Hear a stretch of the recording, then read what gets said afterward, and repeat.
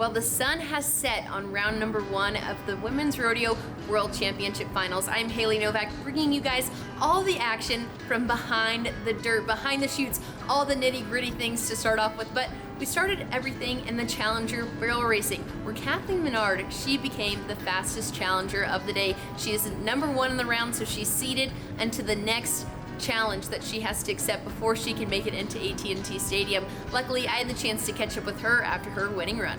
You won it by just a couple hundredths of a second, but this Cowtown Coliseum, it's a tough one to run in, isn't it? Oh yes, really. Even if, because I have a young horse and that's the first rodeo win for her, she's only 5 and it's more than what I expect to do, like very more. That's the biggest challenge with her. It's because she's scary of everything and she handled it like super nice.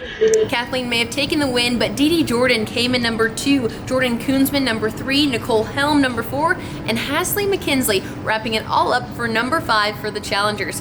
It got extremely fast once we got to the pro division.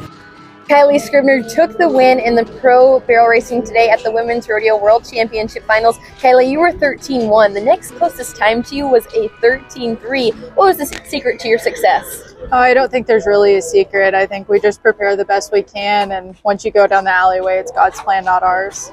How do you keep that mentality of it's God's plan, not yours? Because it's hard to, get caught up in the it's you and your horse, but there's a third party, isn't there? Right, there is. I think we just try to prepare the best that we can. I try to keep my horse sound and happy and working great, and so that way we do our job and then just let the rest take care of itself. Let's talk about your horsepower, because clearly you guys love these small pins like here at Northside.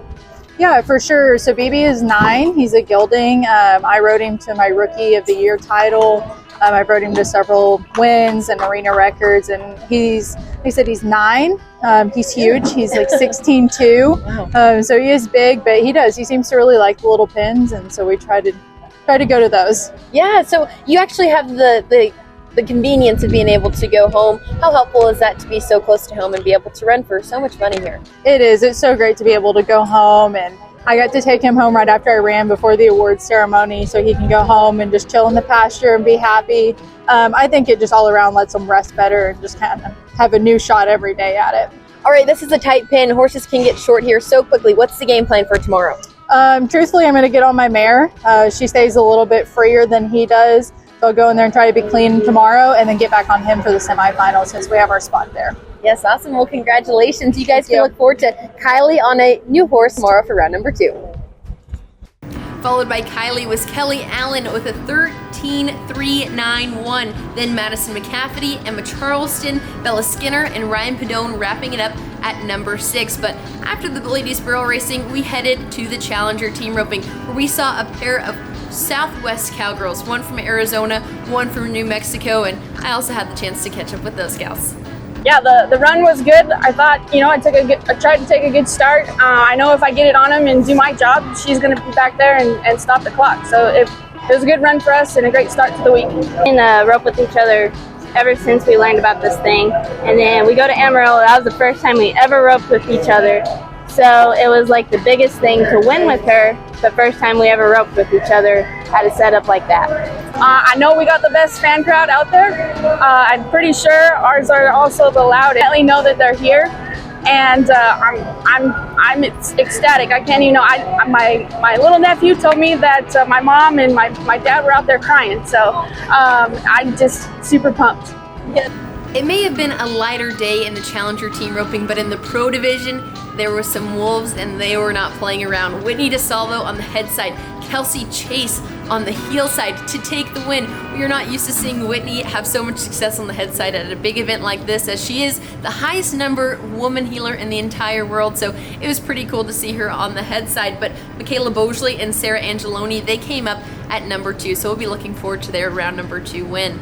But in the breakaway roping, there were some fast times as well. In the Challenger division, Madison Stanley, a 2:44. Shayla Smith, 2:50. Wiley Joe Hodges, 2:57. Wiley Joe, she is just a young cowgirl we saw a year before now. She broke records in the barrel racing, and now she's having success in the breakaway roping. We can also look forward to seeing her in the Challenger team roping, so be on the lookout for that young cowgirl.